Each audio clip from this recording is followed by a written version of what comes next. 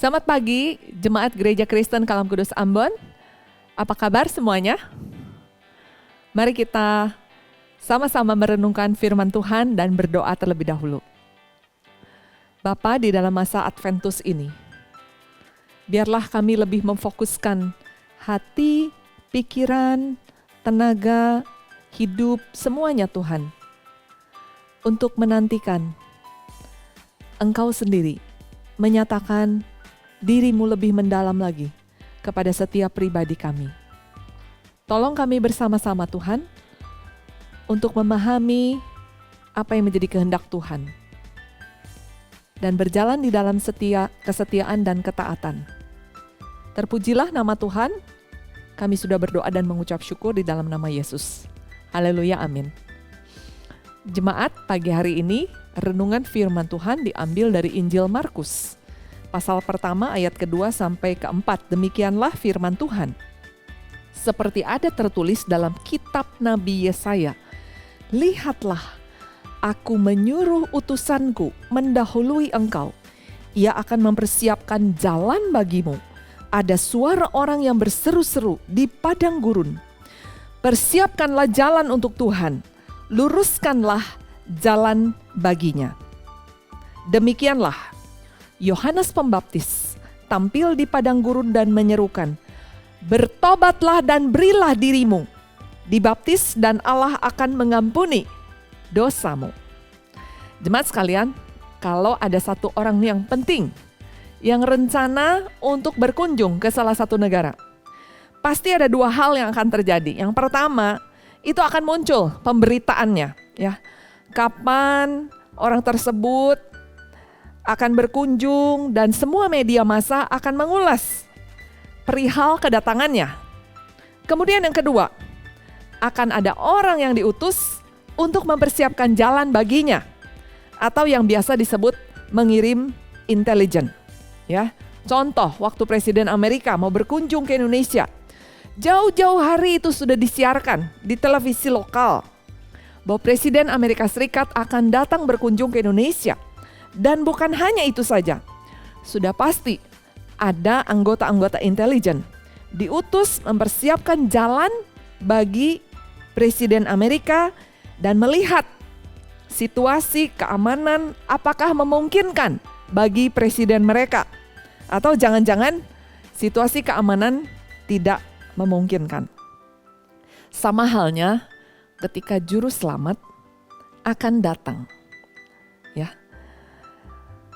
Kedatangan Yesus Kristus itu tidak datang secara tiba-tiba.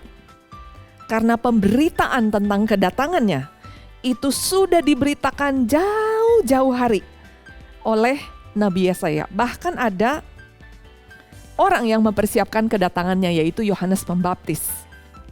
Ia mengulangi seruan daripada Nabi Yesaya untuk menyongsong kedatangan Kristus, Sang Mesias. Di ayat 3, ada suara orang yang berseru-seru di padang gurun, persiapkanlah jalan untuk Tuhan, luruskanlah jalan baginya. Siapa sebenarnya Yohanes Pembaptis ini? Dia bukan tipe orang yang gemar membuat pencitraan diri. Dia hidup secara begitu sederhana. Tempat tinggalnya saja bukan di istana raja, tapi dia orang biasa tinggal di padang gurun. Tetapi dia menyerukan kebenaran. Dia orang yang tegas, dan di padang gurun Yudea, pakaiannya jubah bulu onta, ikat pinggang kulit, makanannya belalang dan madu hutan. Dan Kristus mengatakan bahwa ia lebih besar dari semua manusia-manusia yang lainnya. Yohanes Pembaptis melakukan tugas dan tanggung jawabnya dengan setia sampai akhir hayat hidupnya. Itu sebabnya dia sangat dipuji, dihargai oleh Tuhan sendiri. Seruan Yohanes Pembaptis ini adalah seruan untuk bertobat. Dan biarlah seruan Yohanes Pembaptis juga menjadi satu ajakan buat kita bersama-sama untuk mempersiapkan diri bagi kedatangan Tuhan Yesus Kristus. Jangan hanya sibuk mempersiapkan semua ornamen Natal, pohon Natal, kue Natal, yang semuanya itu tidak salah. Tapi itu bukan fokus utama kita.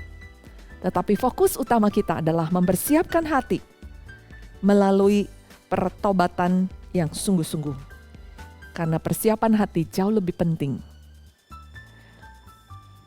Mari kita berdoa. Bapa di dalam surga, terima kasih Tuhan.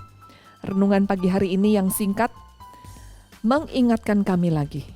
Agar kami semakin menyelidiki hati kami masing-masing. Adakah ruang-ruang gelap yang masih kami sembunyikan dari Tuhan?